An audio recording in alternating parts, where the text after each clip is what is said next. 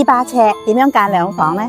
今日嚟到樂華南呢度呢，較長型嘅200尺單位，我哋點樣間兩房？而家完工啦，咁我哋上去睇睇。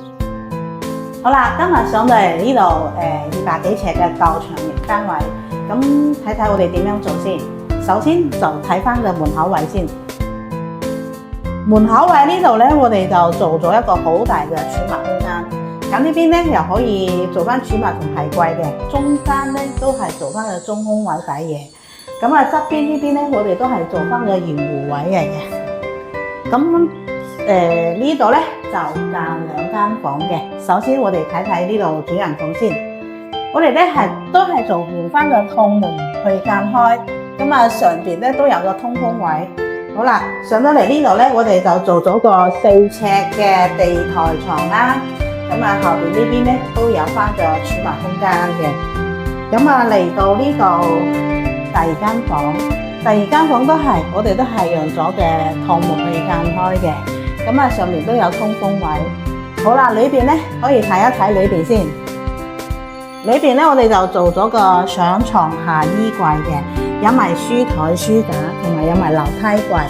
咁啊，就一間咁細間嘅房間，有齊晒所有啲書台啊、書架啊、衣櫃啊、床啊，都好多儲物空間。咁好啦，呢間房咧，我哋就用咗嘅 L 型嘅櫃去間開嘅，去間開呢個房間。咁呢邊咧係一個電視機櫃嚟嘅。電視機櫃咧，我哋一樣咧都係做翻個圓弧位喺呢邊嘅。咁你嚟到呢度，我哋都有一個儲物櫃，你可以睇睇。咁啊，入邊咧就係個廚所位嚟㗎啦。